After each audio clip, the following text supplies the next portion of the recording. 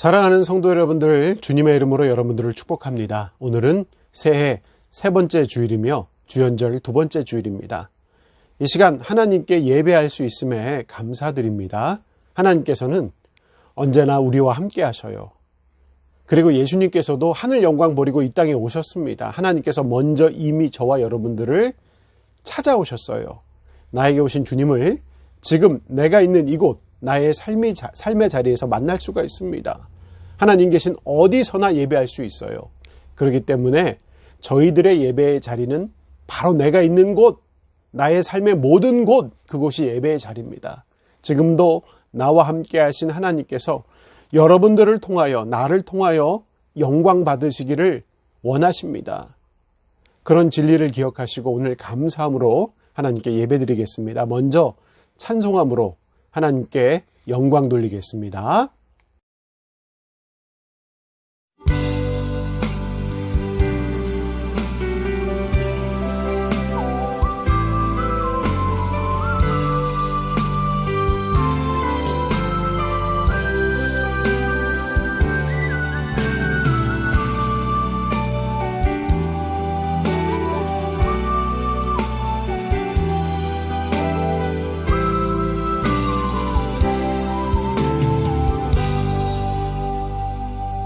오소서 주님, 나의 마음은 선한 것 하나 없습니다.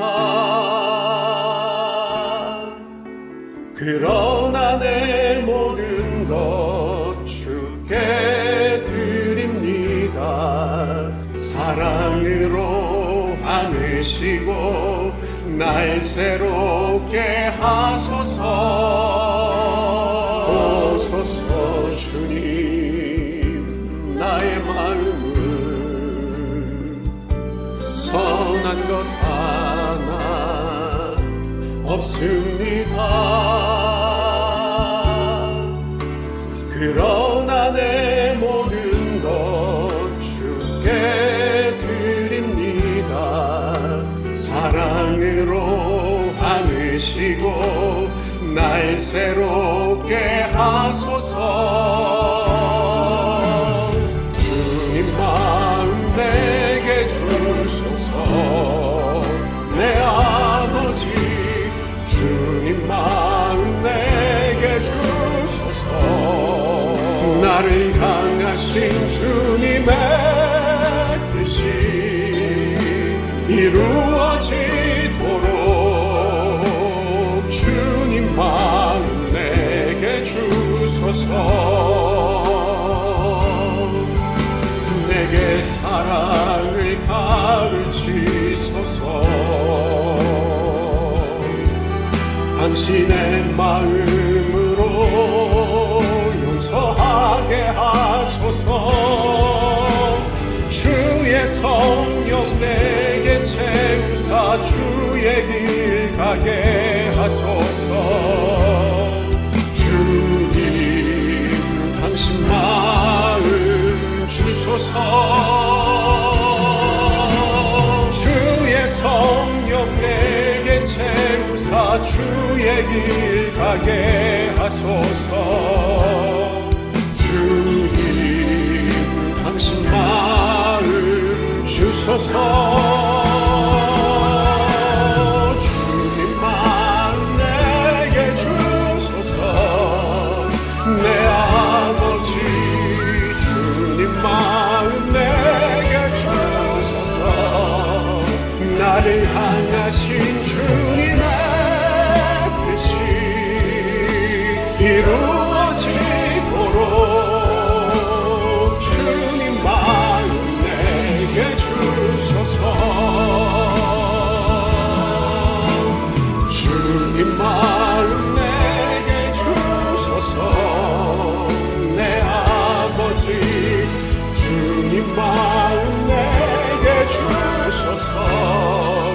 나를 향하신 주님의 뜻이 이루어지도록 주님 마음 내게 주소서.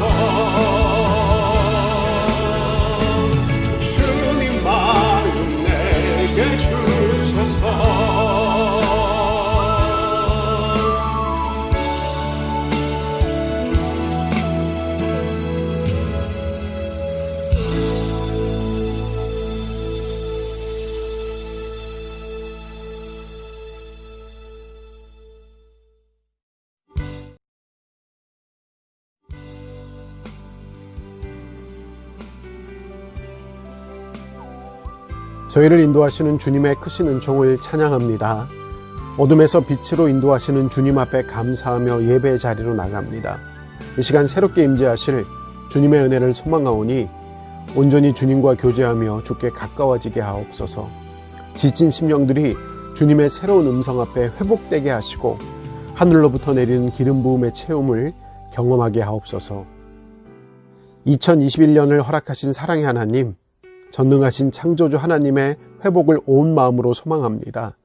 주님의 능력으로 이 땅을 속히 고쳐 주옵소서. 힘들고 지치는 세상의 삶 가운데서도 함께 하시는 사랑의 손길을 맛보며 주님의 능력을 경험하길 소망합니다. 권능의 손길로 저희의 삶을 강하게 이끌어 주옵소서. 날마다 빛으로 인도하시는 주님을 따라가며 주님과 온전히 교제하는 은총을 누리도록 사모하는 심령들을 채워주시고 더욱 강하게 하옵소서. 언약교회 성도들에게 성령의 충만함이 임하길 원합니다. 주님의 뜻을 분별하고 믿음의 분량을 키우며 강하고 담대함으로 하나님께 영광 돌리게 하옵소서. 하늘에 소망을 두며 삶의 자리에서 복음을 증거하며 이웃을 섬기며 부흥의 새 역사를 써나가는 건강한 교회가 되기를 소망합니다. 이 모든 말씀 새 날을 허락하신 예수님의 이름으로 기도합니다. 아멘. 오늘 우리에게 주시는 하나님의 말씀은 요한복음 1장 43절에서 51절까지입니다. 이튿날 예수께서 갈릴리로 나가려 하시다가 빌립을 만나 이르시되 나를 따르라 하시니 빌립은 안드레와 베드로와 한 동네 베세다 사람이라. 빌립이 나다나엘을 찾아 이르되 모세가 율법에 기록하였고 여러 선지자가 기록한 그 일을 우리가 만났으니 요셉의 아들 나사렛 예수니라. 나다나엘이 이르되 나사렛에서 무슨 선한 것이 날 수 있느냐? 빌립이 이르되 와서 보라 하니라. 예수께서 나다나엘이 자기에게 오는 것을 보시고 그를 가리켜 이르시되 보라 이는 참으로 이스라엘 사람이라. 그 속에 간사한 것이 없도다. 나다나엘이 이르되 어떻게 나를 아시나이까? 예수께서 대답하여 이르시되 빌립이 너를 부르기 전에 내가 무화과 나무 아래에 있을 때에 보았노라.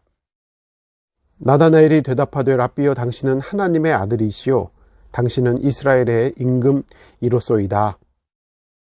예수께서 대답하여 이르시되 내가 너를 무화과 나무 아래에서 보았다 함으로 믿느냐? 이보다 더 큰 일을 보리라. 또 이르시되 진실로 진실로 너희에게 이르노니 하늘이 열리고 하나님의 사자들이 인자 위에 오르락 내리락 하는 것을 보리라 하시니라. 아멘. 사랑하는 성도 여러분들, 지난 시간 평안하셨는지요? 추위가 잠시 주춤하는가 싶더니 다시 많이 추워졌네요. 얼마 전에는 정말 추운 한파를 경험했습니다. 역대급이란 말이 나올 만큼 추웠어요. 교회에도 처음으로 수도가 얼어붙는 일이 있었습니다. 그래서 터졌죠. 물이 안 나오고 정수기가 작동하지 않는 상황이 흘러 날씨가 풀린 뒤 얼었던 것이 녹으면서 계단이 물에 넘치는 물바다가 되는 일이 있었습니다. 다 정리가 되어 있습니다, 지금은. 그런데 한파가 지나면 분명히 따뜻한 날이 옵니다. 입춘이 다음 달 4일입니다. 얼마 남지 않았어요. 한 20일 정도만 지나면 입춘이 됩니다. 그리고 3, 4개월만 지나면 날씨가 더워져서 그때가 좋았다 하면서 추운 날을 그리워하게 됩니다. 하늘의 섭리가 그렇습니다. 그리고 세월이 그렇게 빨리 갑니다. 그러니까 여러분들의 삶에도 혹시 정말 추운 한파를 경험하고 계신 분이라고 한다면 주님께서 주시는 따뜻한 날이 분명히 올 겁니다. 그런 날이 있을 거예요. 그런 믿음으로 이 한파를 이기며 사시길 바랍니다. 추위도 이겨내시고 삶의 한파도 잘 이겨내시는 여러분 되기를 바랍니다. 지금은 교회력으로 주연절 절기를 보내고 있어요. 주연절은 예수님의 생애를 기념하는 절기라고 말씀드렸습니다. 특별히 예수님께서 하나님의 아들 메시아로서 사명을 감당했던 시절을, 즉 공생의 기간을 중심으로 하고 있는 게 이 주연절이에요. 오늘 본문에서는요, 예수님의 공생의 삶 가운데 아주 중요한 한 부분이 기록되어 있는데요. 예수님께서 3년 동안 감당하신 공생의 사역, 그것 중에 가장 중요한 핵심 중에 하나인 바로 제자 삼는 사역, 그것이 기록되어 있어요. 제자를 세우는 일은 아주 중요한 사역입니다. 왜냐하면 예수님께서 영원히 이 땅에 계시는 분이 아니에요. 예수님께서는 고난과 부활의 사명을 감당하신 후에 하늘로 올라가십니다. 예수님께서 하늘로 올라가신 이후에 이 땅에 복음을 이어갈 사람들이 필요해요.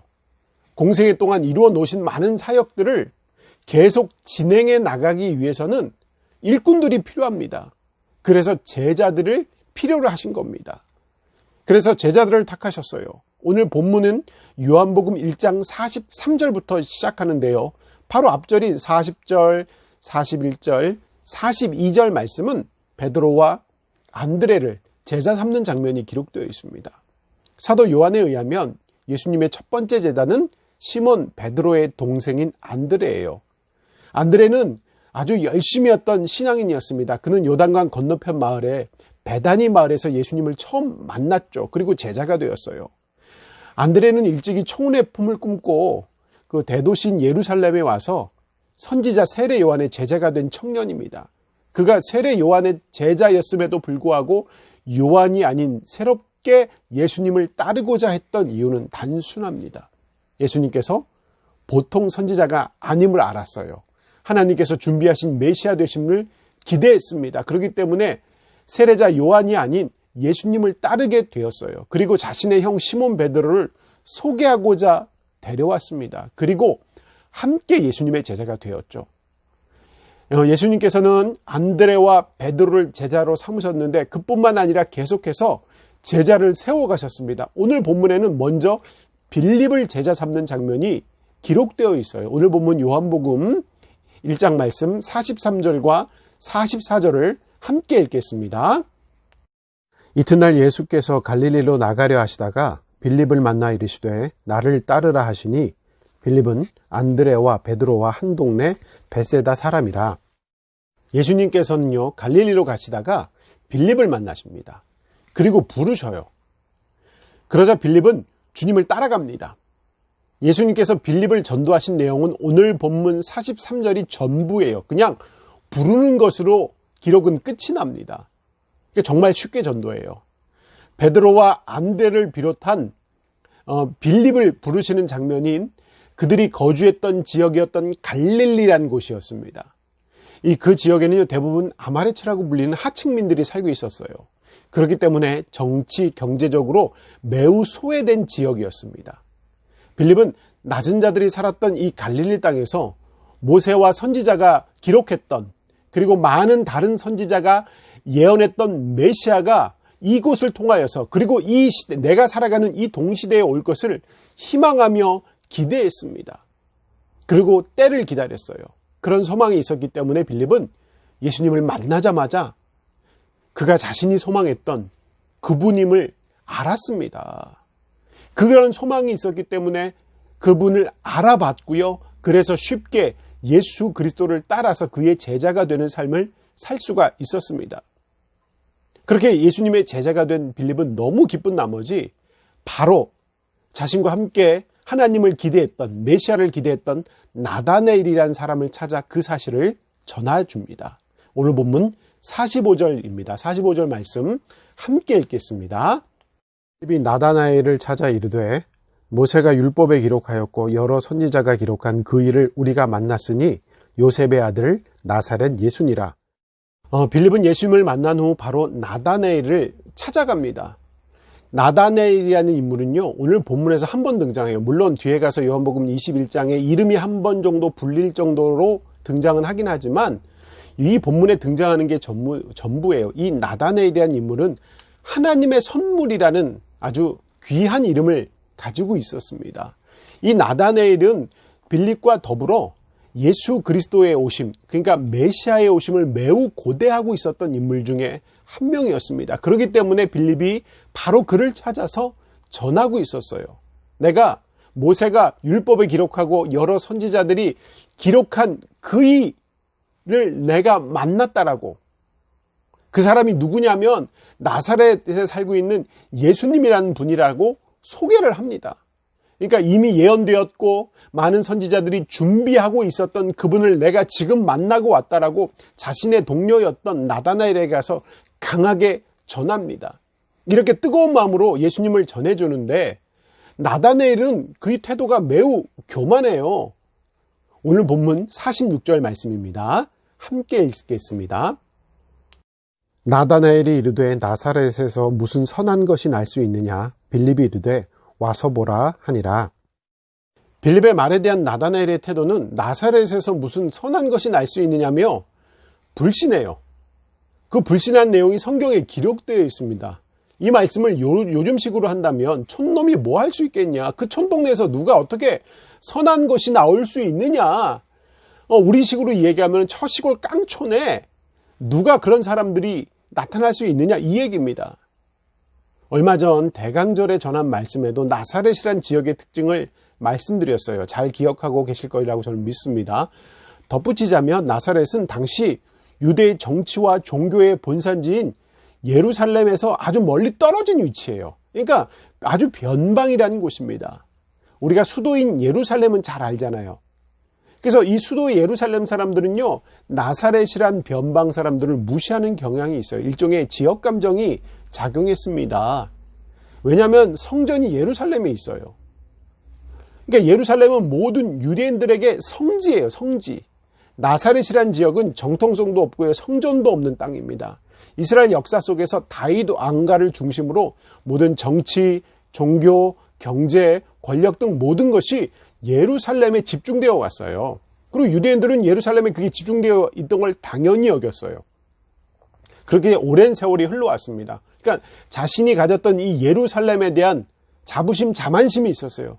그렇기 때문에 유대인들이 판단하기에 성지인 예루살렘이 아니라 변방 땅 나사렛이라는 곳에서 메시아가 나온다는 말을 솔직히 받아들이기가 쉽지 않았습니다.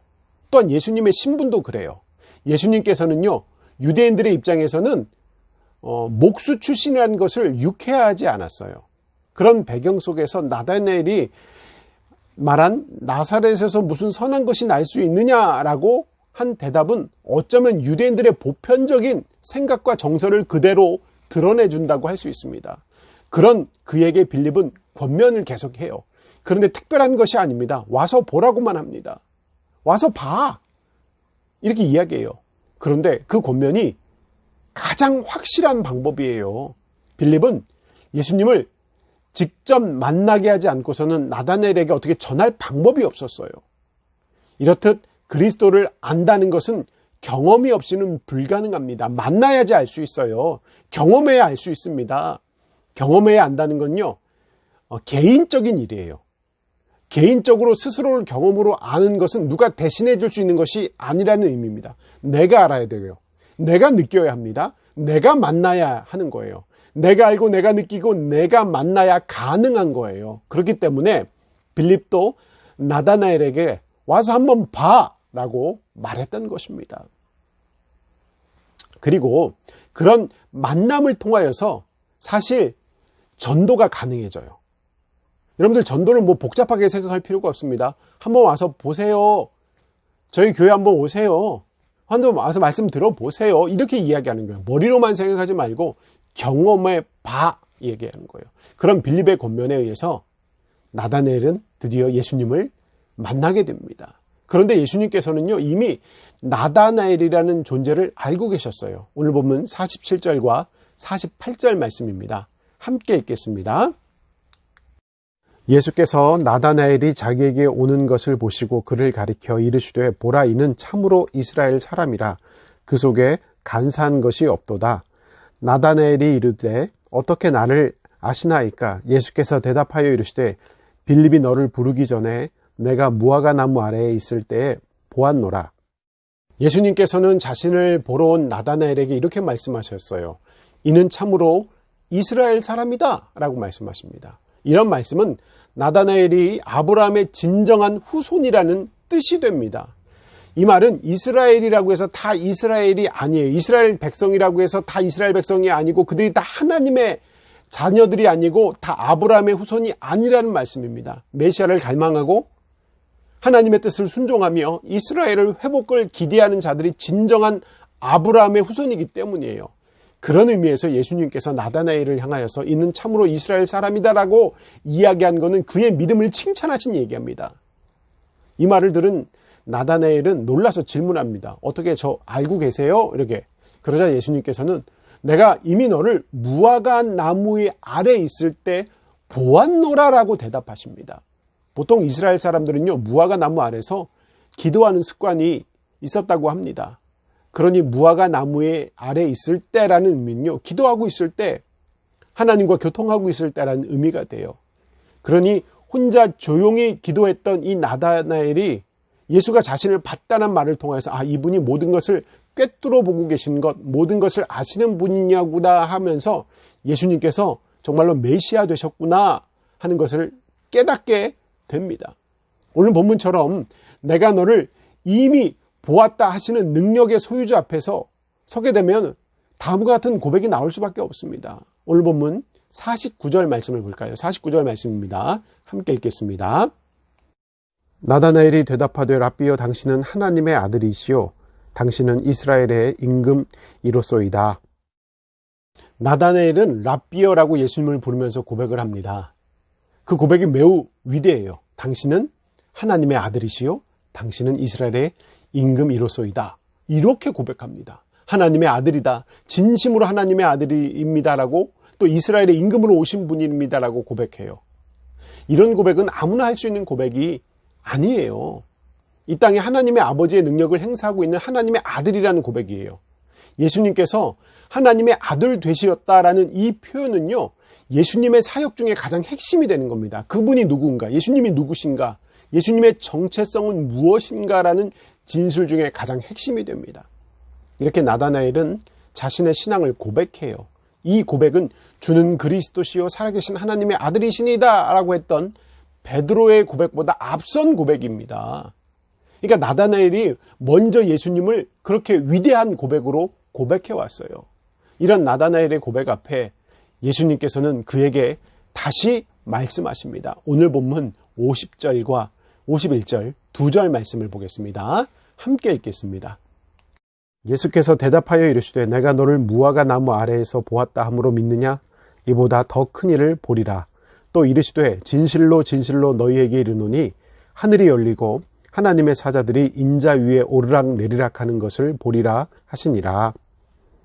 아멘. 50절 말씀 후반부에서 예수님께서는 나다나엘을 향하여 이보다 더 큰 일을 볼 것을 약속하셨어요. 근데 그 약속이 실제로 이 땅에서 일어났습니다. 많은 신앙인들이 주님 만났잖아요. 예수님을 중심으로 자신의 삶의 중심을 옮겨갔을 때, 축으로 옮겨갔을 때 엄청난 일을 목격하며 하나님의 채워주심을 경험하며 사명 앞에 헌신하며 간증하며 살았습니다. 그 일이 실제로 일어났다는 거예요. 그리고 하나님께서 행하신 예수님의 십자가를 통한 인류를 구원하시는 사랑의 실체를 눈으로 보았어요. 또한 죽음의 권세를 깨뜨리시는 부활의 능력도 보았습니다. 그것이 오늘 예수님께서 본문을 통하여서 말씀하시는 큰일이에요. 그를 너도 볼 것이고 나의 제자들이 다 볼 것이다. 그 큰일을 볼 것이다. 이렇게 얘기하셨죠. 그런데 그것이 전부가 아니에요. 하늘이 열리고 하나님의 사자들이 인자 위에 오르락 내리락 하는 것을 보리라 라고까지 말씀하셨어요. 이 말씀 뭡니까? 승천을 이야기하는 거고 그리고 다시 오심 그를 함께 경험하게 된다고 이렇게 말씀하신 겁니다. 이렇게 나다나엘은 예수님의 제자로 부름받았어요. 그런데 예수님의 12명의 제자 중에 나다나엘이라는 이름은 없어요. 나다나엘이라는 이름은 요한복음에만 등장하는 이름입니다. 공관복음, 마태, 마가, 누가 이 공관복음에 기록하기는 다른 이름이 기록되어 있죠. 거기 대신 바돌로메라는 이름이 등장합니다. 요한복음에는 바돌로메라는 이름이 없어요.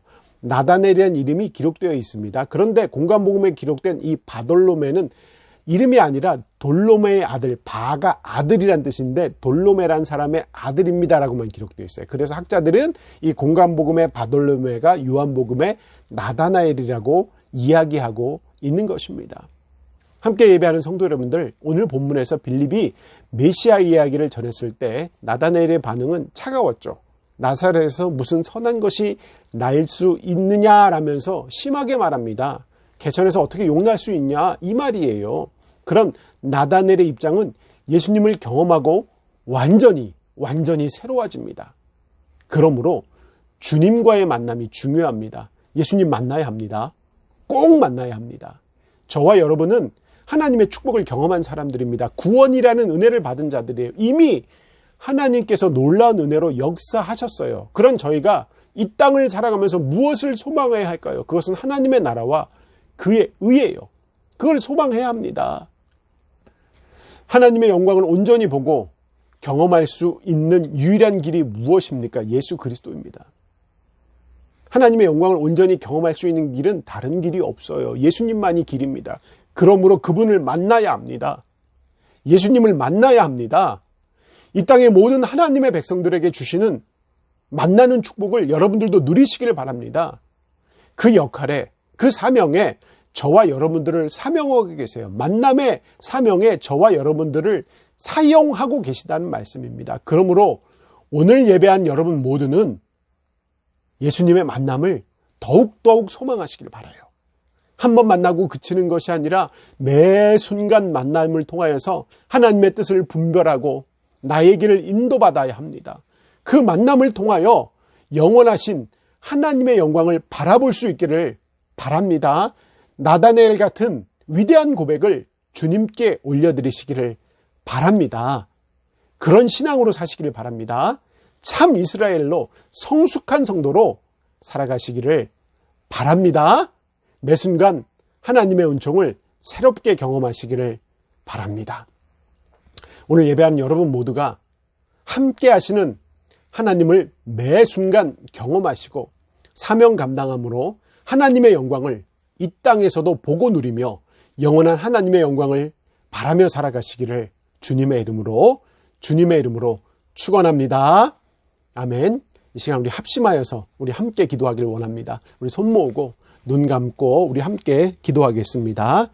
사랑의 하나님, 오늘도 새로운 은혜로 채워주시니 감사합니다.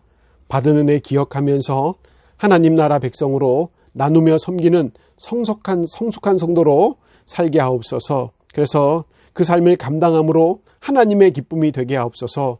주님 만나기를 소망하며 살기를 원합니다. 저희 삶에 임재하셔서 능력을 더하여 주옵소서. 죄사함의 은혜를 받았으니 하나님의 백성다운 삶으로 하나님의 영광을 구하며 베푸는 은혜를 함께 나누게 하옵소서. 저에게 맡겨진 사명이 있습니다. 하나님, 그 사명이 예수 그리스도를 전하는 사명입니다. 하나님 감당하게 하여 주시고 저희도 부름받았음을 기억하며 하나님 믿음 더욱 강하게 되기를 원합니다. 하나님 2021년도를 새롭게 허락하신 은혜 감사드립니다. 하나님께서 베푸실 사랑을 기대하면서 새로운 한 해를 살아가게 하시고 하나님의 영광만을 드러내게 하옵소서. 하나님 특별히 기도합니다. 능력의 하나님, 이 땅 위에 코로나19 바이러스가 속히 정리되게 하옵소서. 이 땅의 백성들이 모두 질병 이겨내고 다시 회복을 경험하게 하옵소서. 주께서 베푸실 새로운 기대를 희망합니다. 하나님 특별히 바라옵기는 하나님 모든 성도들의 삶에 세밀하게 역사해 주시기를 원합니다. 아파하는 이들 가운데 그 아픔 가운데 세밀하게 역사해 주옵소서. 진로를 위하여 기도하고 있는 이들이 있습니다. 미래를 꿈꾸는 이들에게 하나님 갈 길을 밝히 보여 주옵소서. 배움의 길에 있는 자녀들이 있습니다. 하나님 지혜를 더하여 주옵소서. 사업을 하는 이들이 있습니다. 하나님 모든 것이 하나님께 있음을 믿으며 맡기며 살아가게 하여 주시옵소서. 하나님, 그래서 모든 성도들이 하나님 안에서 주님 경험함으로 하나님 큰 은혜 누리게 하여 주시옵소서. 하나님 또 교회를 지켜주시길 원합니다. 한 해도 언약교회를 지키시고 흔들림 없이 하나님 앞에 바로 서게 하옵소서. 하나님께 섬기는 언약교회의 모든 지체들에게 하나님의 능력을 더하여 주시옵소서. 이제는 우리 주 예수 그리스도의 은혜와 하나님 아버지의 무한하신 사랑과 성령님의 교통하심이 지금 예배하는 모든 이들에게 영원히 임하시기를 간절히 축원합니다. 아멘.